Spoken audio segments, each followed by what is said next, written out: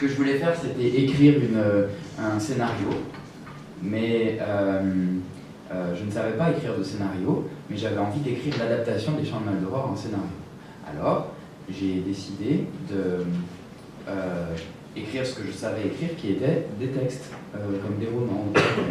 Donc j'ai écrit un premier texte, qui n'était absolument pas censé être le premier chapitre de quoi que ce soit, qui était juste un texte comme ça, et dont l'intérêt était d'être la description d'un film.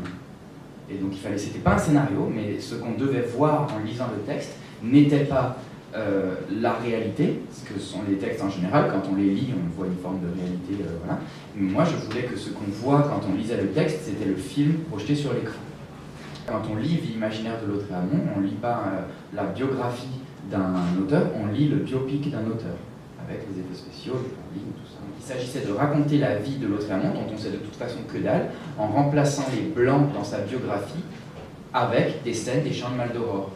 Un peu comme dans Jurassic Park, comme ils ont l'ADN des dinosaures et ils remplissent les blancs dans l'ADN avec de l'ADN de grenouille.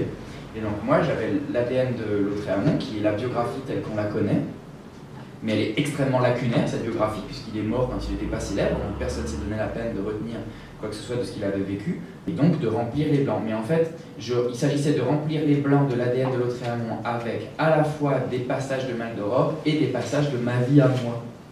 Parce que le livre, j'ai commencé à l'écrire à 21 ans, qui est exactement l'âge, et ça on le sait, auquel Lautréamont a commencé à écrire les Chants de Maldoror. Et donc je me disais, comme une grenouille est un peu proche d'un tyrannosaure, auquel cas on peut compléter l'ADN du tyrannosaure avec de l'ADN de grenouille, je vais compléter l'ADN de Lautréamont avec le mien. Et du coup, c'est ce que j'ai fait. Et il s'agissait de toute façon de fabriquer une chimère et pas de faire quelque chose de réaliste. Alors que dans Jurassic Park, ils essaient de faire en sorte que le tyrannosaure ressemble à un tyrannosaure quand même. Donc le premier texte, écrit comme ça, commence par une phrase qui a probablement été écrite vraiment pendant un cours de fac, et qui était « Lautréamont à Pau s'emmerde ferme pendant un cours complètement naze ». Voix off. Donc c'est du son. À chaque fois qu'il y a des guillemets, c'est du son, c'est de la voix off. C'est pas juste le narrateur qui parle, c'est une voix qui fait du bruit dans les oreilles. Isidore Ducasse a 17 ans. Il ne sait pas qu'il va devenir Lautréamont.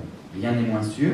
À vrai dire, les chances sont bien supérieures de ne devenir personne plutôt que l'auteur des Chants de Maldoror. Ses idées, personne ne lui dit qu'elles sont bonnes. Il croit en lui, mais il peut se tromper. Comme des centaines d'autres jeunes hommes de sa génération qui s'essaieront à la littérature pour finir journaliste, professeur, maçon, mort de la vérole à 32 ans, ou capitaine tué dans les tranchées. Isidore Ducasse est Isidore Ducasse et personne de plus. Ses rêveries lycéennes ne valent rien, ses visions parisiennes ne sont que la lubie d'un gamin entretenu par un père plein aux as qui n'a même pas à remercier pour cette pension lui permettant de vivre sous les toits de la capitale, d'aller au bordel entre deux journées, passer à jouer du piano, à imaginer quelques heures par jour une ou deux choses violentes. Fermez les guillemets, fin la voix. Les arrière-plans sont en images de synthèse, seul l'acteur joue en Ducasse et le premier étage des boutiques sont réels. La voix off reprend. Ce qu'il ne prévoit pas, c'est sa mort précoce. Parce que ce jour-là, il est en pleine santé. Il évite les gens qu'il connaît, pense à la pièce de théâtre qu'il veut aller voir, un Shakespeare attendu depuis plusieurs mois à Paris. Bref, il ne prévoit pas qu'il va devenir Lautréamont, il ne prévoit pas qu'il va mourir. Il ne prévoit pas que cette image, qu'il cherche à mettre en mots depuis la veille du pendentif humain place Vendôme, sera glosée, après 2 guerres mondiales qu'il lui arrive d'imaginer, par des hommes plus vieux que lui, la génération des arrière-petits-enfants qu'il n'aura jamais. Il se dit qu'il doit s'acheter du papier. Dans la première version du manuscrit, il était aussi écrit, il se dit qu'il doit s'acheter du papier, il se dit qu'il doit s'acheter un slip. En fait, j'ai vérifié et j'ai vu qu'à l'époque, les slips ne se portaient pas et qu'on repliait encore la chemise, les pans de la chemise entre les cuisses pour que ça la protège. Donc j'ai enlevé cette part. Mais il fallait que ce soit de toute façon le plus réaliste possible. Donc juste du papier. Son péché mignon, il en achète sans cesse. Mais il a appris à ne pas garder systématiquement ce qu'il écrit. Il ne sait pas qu'il a tort, coincé dans cet instant présent où il se prend les pieds dans les anfractuosités de la rue pavée. Chaleur, odeur, bruit, au-delà desquels rien n'existe. Le XXe siècle n'existe pas. Le XXIe siècle, pas plus que le XXIIIe. 1868 est alors le fer de la flèche d'Héraclite lancé vers le cœur d'on ne sait quel dieu voué à mourir en même temps que moi qui écris, vous qui lisez et vous qui regardez. Voici l'instant présent de ce jour où Ducasse n'existe pas plus que le quidam gras qu'il vient de croiser. Fin des guillemets. Regardez et écoutez, tout est exact. Regardez et écoutez et oubliez que vous n'existez pas. J'avais juste écrit ça, je l'avais plié en 8, Et à l'époque, je me trimballais partout avec le dernier texte que j'avais écrit. Et donc, il y a un mec qui est venu faire une conférence sur Verlaine à l'Amphi Richelieu, c'était Guy Goffet, poète de son état, publié dans la collection Gallimard Chose, Poésie Gallimard. Donc il est venu, et il a fait sa conférence sur Verlaine, et moi à l'époque, à chaque fois que je voyais quelqu'un d'un peu connu, j'ai refilé mes textes. Et là, il avait mon texte dans la poche, et ne sachant pas quoi dire, et donc il déplie, et il a lu, et il a lu ce truc que je viens de lire.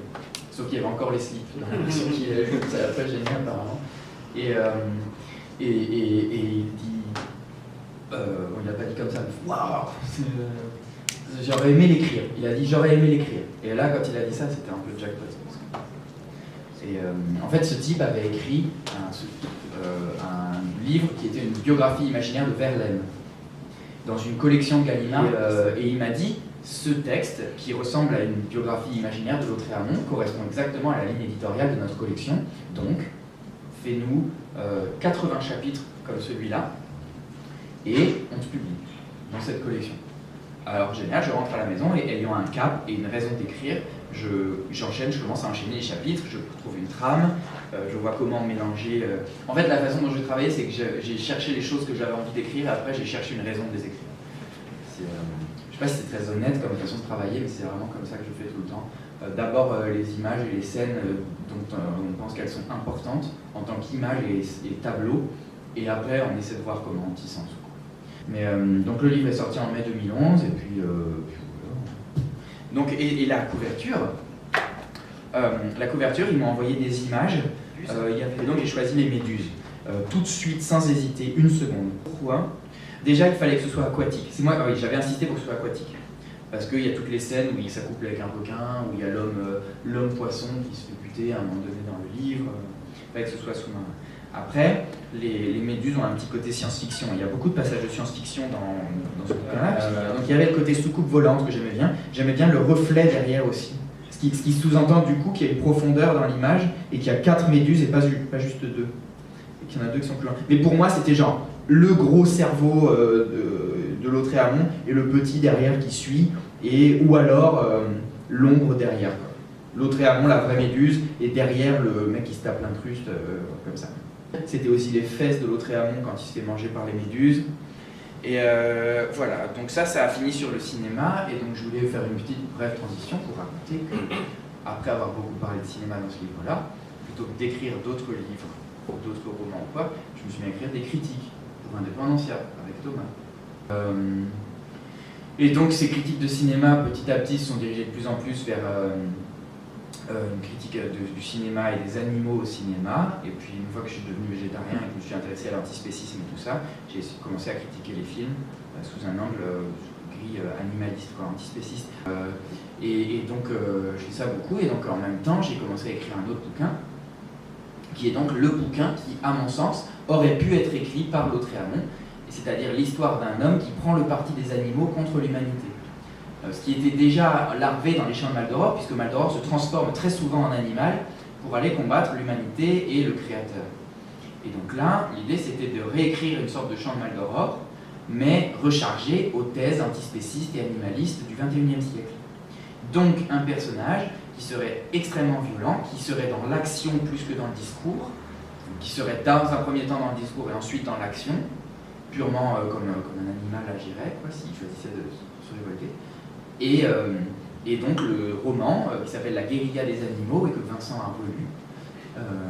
Et c'est sûrement pour ça aussi que ça a marché. Enfin, auprès d'Alma, les éditeurs de Zoopolis qui ont été intéressés. Je dois lui remettre le manuscrit là dans pas longtemps, dans 8 jours, quand elle rentrera du Chine.